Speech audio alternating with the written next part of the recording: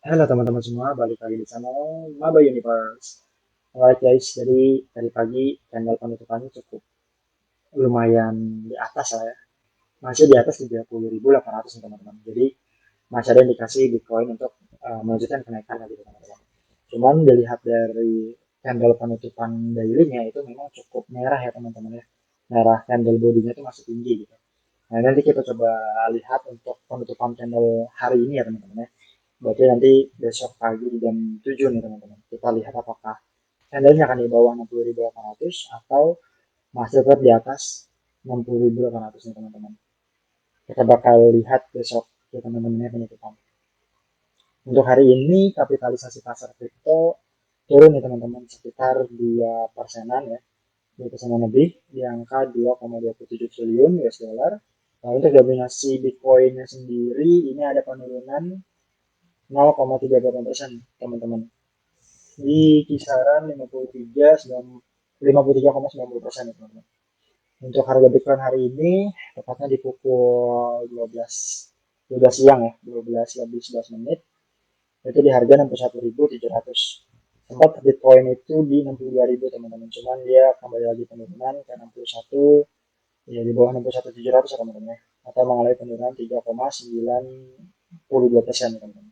Nah untuk Ethereum sendiri yang awalnya itu di bawah 3.000 dolar ya kemarin, itu bisa sekarang itu bisa di atas 3.000 lagi nih teman-teman.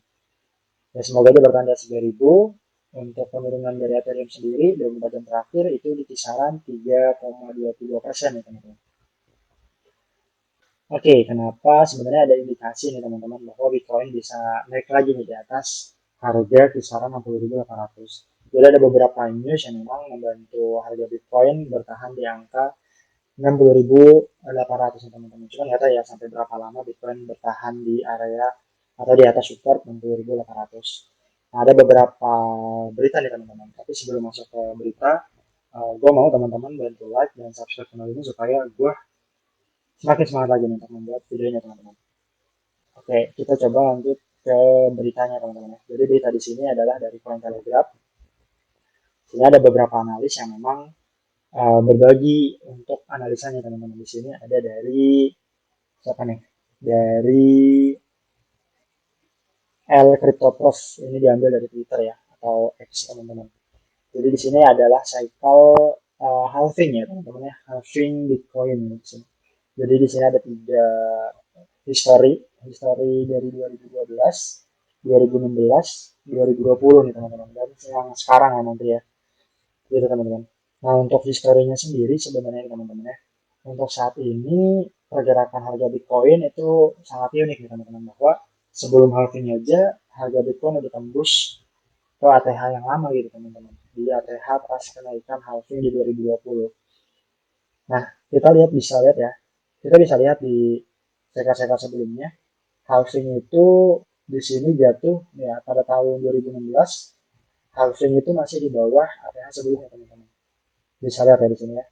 Nah, untuk menembus ATH sebelumnya itu di 2016 adalah di 2017 ini teman-teman. 2017 di bulan Juli, berarti sekitar Juli ketemu Juli ya teman-teman. Nah, cukup ini berarti setahun ya teman-teman. Setahun dari dia bisa nembus ATH sebelumnya nih. Lalu untuk di 2020-nya ini ya sama ya, halving itu masih di bawah ATH sebelumnya teman-teman. Masih belum menyentuh ATH sebelumnya. Untuk menyentuh ATH sebelumnya itu di, nah di sini ya. Nah ini gimana nih? Di 2021 ya, bulan Mei juga mungkin ya. Jadi ya jangkanya setahun untuk menyentuh ATH sebelumnya gitu teman-teman. Tapi di halving tahun ini sangat unik teman-teman. Sebelum halving saja ini udah menembus ATH gitu. Di candle bulan Maret ya, bulan lalu ya. Ini udah menembus ATH sebelumnya gitu teman-teman. Jadi banyak spekulasi investor di sini ya tertulis ya. Jadi banyak orang mengharapkan harga Bitcoin jauh lebih rendah gitu, jatuh jatuh lebih rendah lagi gitu teman-teman. Jadi turun lebih dalam lagi gitu. Tapi sebenarnya untuk si analis ini dia tidak apa ya, tidak mengikuti spekulasi itu teman-teman. Jadi dia melihat bahwa harga Bitcoin ini ketika di atas garis biru dia masih ada indikasi untuk kenaikan lagi gitu teman-teman. Nah, teman-teman bisa lihat ya. Di sini setelah halving, intinya harga Bitcoin lah ya, harga Bitcoin ini tembus lagi nih setelah penurunannya di bawah garis biru. Ini setelah mencapai atas kembali, menyentuh atas dan menjadi suatu support garis biru ini, dia akan terus rally ke atas nih teman-teman. Nah, begitu juga terlihat di 2020 ketika dia mengalami penurunan dan sempat reject satu kali ya, di sini garis biru. Ini melakukan kembali apa ya, menjadi di atas garis biru gitu teman-teman. Jadi garis biru ini menjadi support kembali gitu. Lalu di sini juga ada setelah melakukan kenaikan dan rally cukup cukup ini ya, cukup signifikan ya, berapa bulan, 1 2 3 4 5 5 bulan, dan Bitcoin mengalami penurunan kembali dari garis biru dan menjadi resisten ya, sempat di retest itu menjadi resisten dan mengalami penurunan cukup jauh lagi nih teman-teman, mengalami penurunan cukup jauh. Lalu akhirnya sekarang itu Bitcoin kembali di atas garis biru nih teman-teman. Jadi apakah untuk sekarang ini akan bertahan gitu teman-teman di atas garis biru atau malah kembali penurunan gitu teman-teman. Kita coba tunggu saja teman-teman ya, karena memang ya kita tidak bisa mengklaim bahwa ya Bitcoin ini harus bakal bakal ke atas lagi nih, bakal rally ke atas ya. Ya tidak tahu ya teman-teman ya. Ini bisa saja Bitcoin turun ke bawah ya, atau mungkin benar gitu bakal ke atas lagi gitu teman-teman. Tapi kita coba lihat ya waktu yang akan menjawab gitu teman-teman.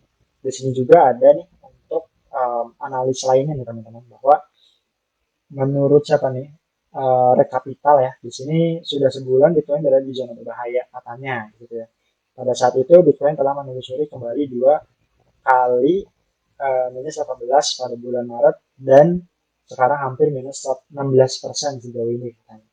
Jadi terlihat datanya di sini bahwa sebelum halving ya, mengalami halving di sini, pre-halving ya, di sini kelihatan untuk kotak biru pre-halving, bahwa Bitcoin mengalami kenaikan terlebih dahulu, lalu mengalami koreksi nih setelah pre-halving itu ini ya, apa namanya, rally itu berakhir gitu, mengalami konsolidasi atau koreksi terlebih dahulu, atau bisa disebut reakumulasi. Jadi akumulasi kembali gitu teman-teman.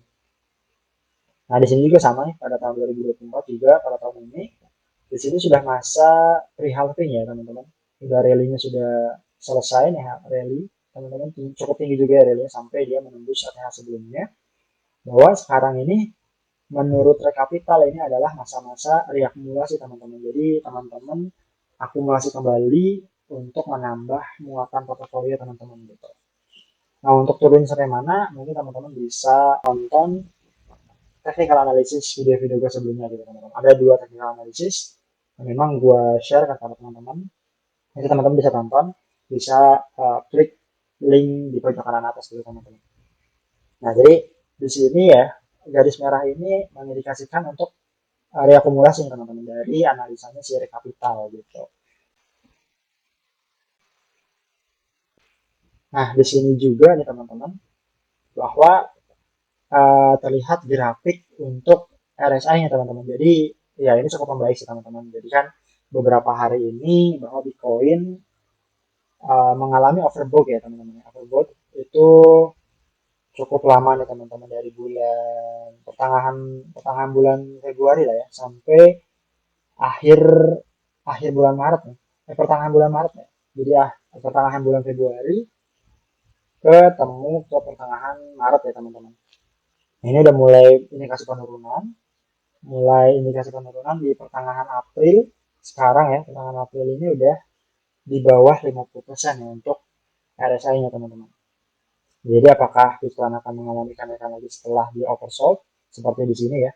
Di sini kelihatan ya oversold, dia langsung mengalami kenaikan rally lagi nih teman-teman. Seperti itu. Ya kita tidak tahu ya, kita coba bisa lihat bahwa tapi dari indikasi atau analisa Zoltan Fardai, kata Zoltan Fardai di sana analisanya bahwa RSI ini sudah mengalami penurunan gitu teman-teman. Jadi ada indikasi untuk kenaikan lagi nih, entah itu nanti mencapai oversold-nya atau ya dari pertengahan ini nih, seperti di sini ya, pertengahan dia langsung rally lagi nih teman-teman. Dan kita tidak tahu ya teman-teman. Tapi kalau dilihat sekilas ya teman-teman ya, bahwa ya ini mengalami RSI divergence ya teman-teman. Kalau misalkan si RSI-nya dia mengalami oversold, ya lihat aja harganya dia masih di masih di atas harga yang sebelumnya ya. Di sini ini harga sebelumnya, di sini harga bawahnya dia masih cukup tinggi nih teman-teman. Cuman RSI-nya itu dia sudah hampir mendekati nih teman-teman. Jadi kalau misalkan RSI yang sekarang ini dia oversold, otomatis ada yang namanya RSI divergence teman-teman. Gitu teman-teman. Kita bakal lihat ke depannya seperti apa. Selain ini juga berita ini ada lagi berita seputar penelusuran perihal halving ya teman-teman. Jadi Google ini Google Search ya. Jadi di sini ada penelusuran untuk istilah Bitcoin halving nih telah mencapai skor 45. Ini menurut data Google Trends ya teman-teman.